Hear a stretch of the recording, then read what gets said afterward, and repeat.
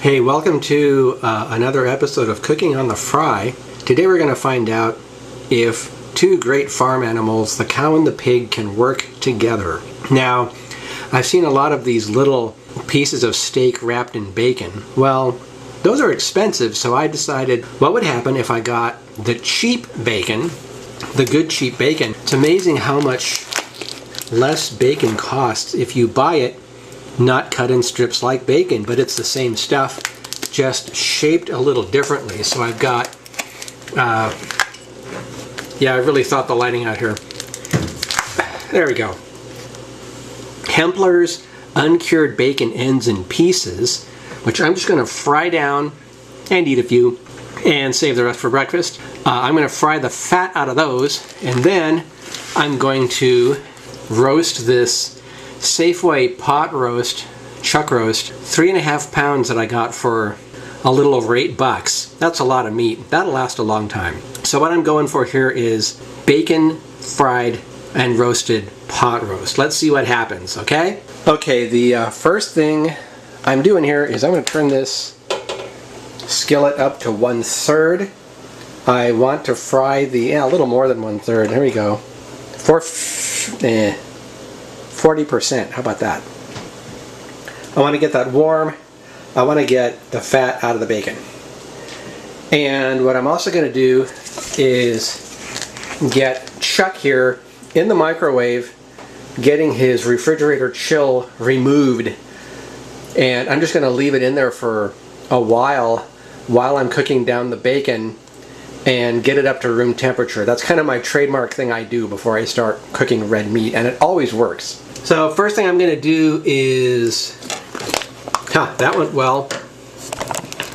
There we go. Liberate all this bacon. How am I going to do that? Let's see here. Get my handy slicing. These are handy. I got these for $1 at the dollar store. These are just kitchen scissors here. They're really great for cutting through packaging. So here we go. Let's see what $3.99 gets in bacon. Or no, wait a minute. It was more than that, but it wasn't that much. Maybe it was about $5. But so if you don't have to have it cut in strips, you can handle your bacon shaped a little differently. Oh, that's a lot of bacon. Wow. Wow, look at that. Man alive. You get a lot of bacon. Wow. That actually smells pretty good. Look at that. That was, $3.99 a pound. Well, it might have been $8, but it's still way cheaper than buying it when it's cut in strips. Okay, I went back and looked on the receipt. This was $6, okay? $5.99 for high-end bacon, okay? Just a pile of high-end bacon that's going to hit the pan in a couple minutes. Okay, here's about $8 worth of chuck roast, which is so huge. I just got beef blood all over the microwave. I'm going to have to clean it up while it's warming up. It's actually too big for the plate. I don't usually process meat this huge. Let's see if I can tuck it in. Okay, well, beautiful. I'm going to get that warming up in the microwave while I'm cleaning the outside of the microwave, okay? Oh, and I almost forgot, which would have been a minor disaster. I need to bring my oven up to about, $395. That'll do fine. I was shooting for 400. Says $3.95. I'm good with that. Okay, I'm going to use up the last of my avocado oil in here. I know that, why would I dump oil in a head of bacon? Well, I don't really know if I need to, but it doesn't hurt. And I don't really want pieces of bacon bonding themselves to my nice cast iron, well-seasoned pans here. So a little layer of oil. Here goes the bacon.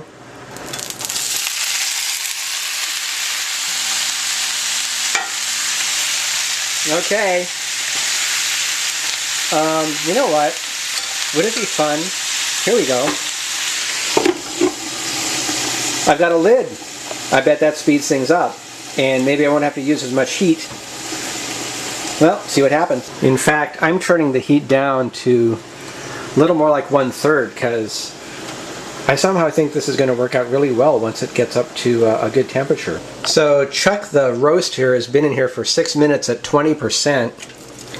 I think it's warmed up a little bit. Can I even flip this over in here without making a mess? This thing's huge. Let's see if I can do... Oh, wow, I did it. Okay. Okay, so Chuck the Roast just got flipped. I'm going to do another 6 minutes at 20%.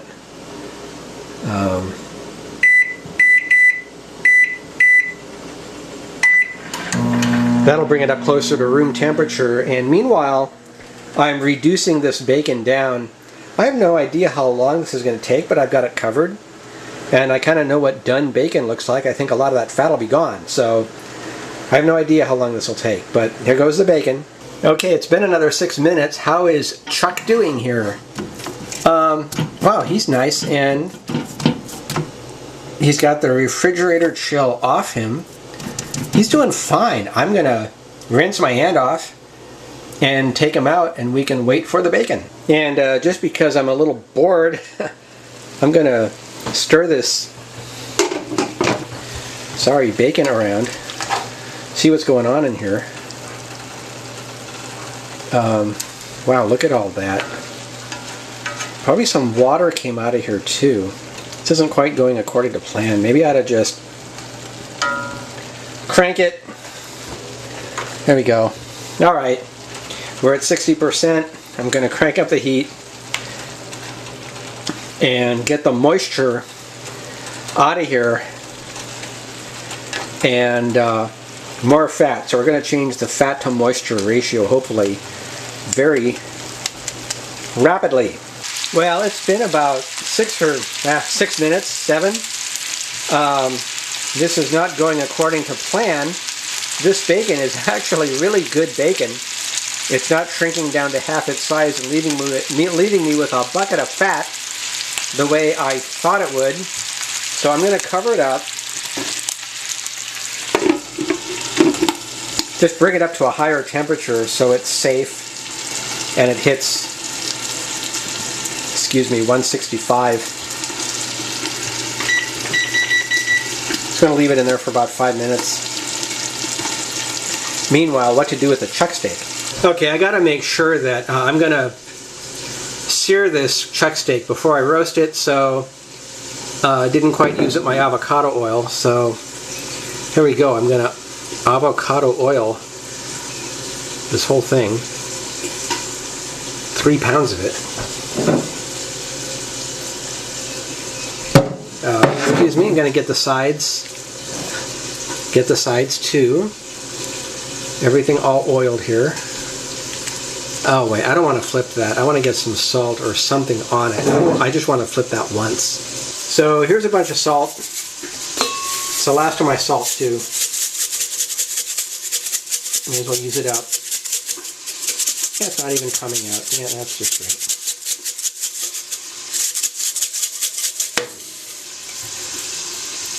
But I might even have to find something else to throw on this thing. That's hardly any salt at all. It's going to go away when I cook it. Let me try something else. Okay, I found some Grill Mates. Yeah, that's great. Grill Mates barbecue seasoning that needs to be used up. So I'm just going to use it up here. And move my light. Yeah, this is going wonderful. Well, it's called On the Fry for a reason. My lamp isn't even moving. That's just great. Alright, let's just do it here. There we go. This stuff has got sugar, salt, spices, brown sugar, red bell peppers, parsley. I mean, what could go wrong, really? There we go. Now I'm going to flip this once, and I can't do it with my light. There we go. Okay, smoosh the microwave. That's okay. Use the last of the avocado oil. Or not. Well, guess I didn't. Okay. It's oil all over this thing. And rest of my salt. Use up the salt. Okay, salt is done. Yay. That salt container. That salt container is done. In the garbage with you. Okay. And you're going to do barbecue sauce for the rest.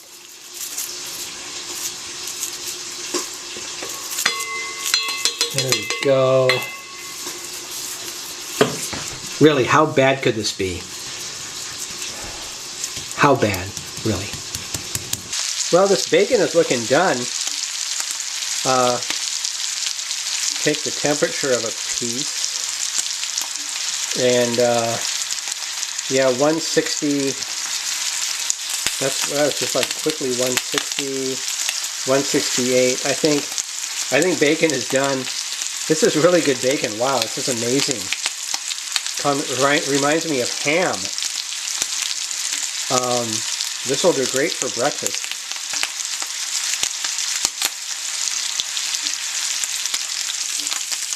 All right, I'm going to get the bacon out of the pan. There's the bowl over there. Let's see if I can do this. I'm not going to do all of it, but at least show that, yes, I did indeed remove the cooked bacon from the pan. And it's spattering bacon and grease and stuff all over the place. This is awesome. Yay. Okay. I'm going to have to stop shooting to get the rest of it, but you get the idea. Bacon out, and we're making room for the pot roast. Okay, that pan is mighty hot, and before it goes up in whatever it goes up in, I'm getting this roast in there. Here we go. Wow. I've never done anything quite like this. Well, 2 minutes anyway. My oven is preheated to 395. Got to clean up a little bit here before I continue. Okay, I got the bacon into the fridge. That'll make for a few good breakfasts. Now let's see if we can get chuck the roast seared well enough. One nice thing about an iron skillet, once it gets warm, you can use the sides for searing, like I'm doing now. See?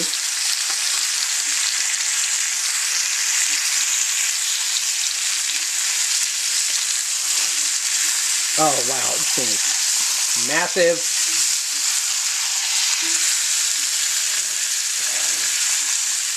I'm going to flip it. Oh, wow. And give it another 2 minutes. Turn this down a little bit. There we go. Look at that. Cooking in bacon fat. Gotta love it. Look at that. Oh man. What's this going to taste like?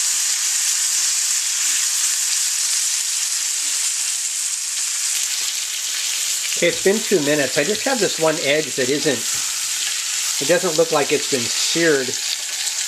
And I'm not sure what to do. I don't know if I can even get it seared safely. Oh, while holding a camera. I can do this. Oh wow, look at, hey, I did it. Amazing. I'm getting the other side seared before I roast it.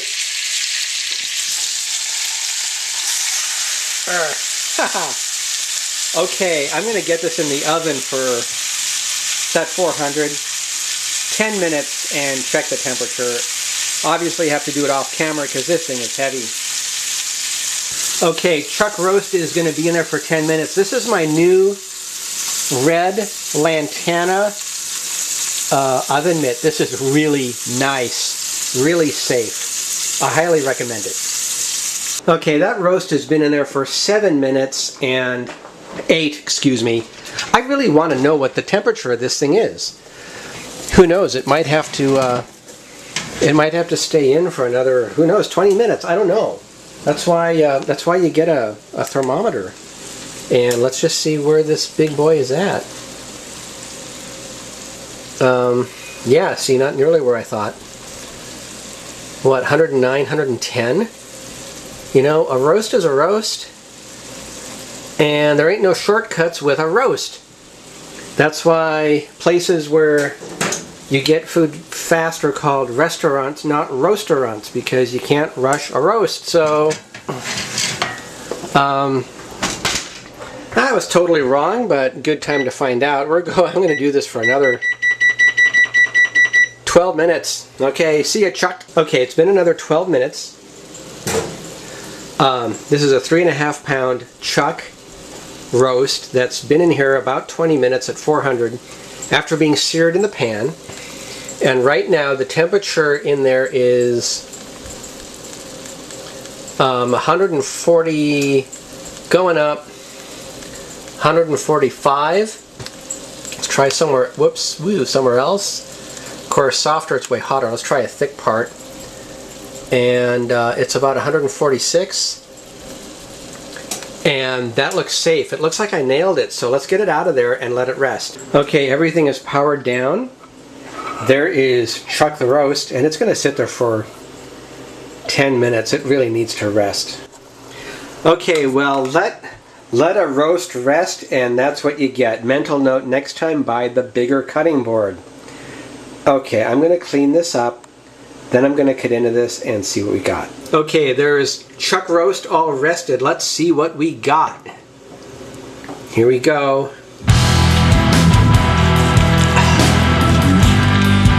And what we got is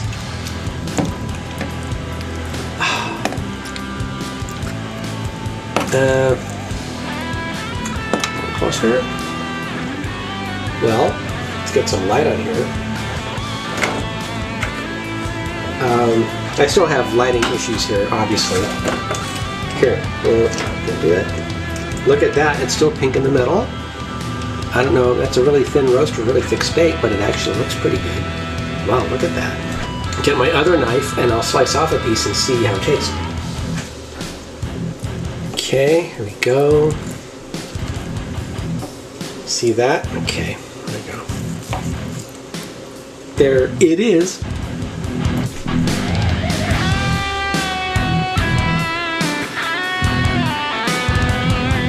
Well, that's chuck roast for you. There's a reason why it's not the most expensive steak around, but for chuck roast, it tastes pretty good. I think I did chuck about as well as I've had it, and I'm going to have dinner, and that's about it. Anything I can do, you can do better. Can you do it cheaper? I don't know. But there's a chuck roast for a long time, several dinners. Bye for now.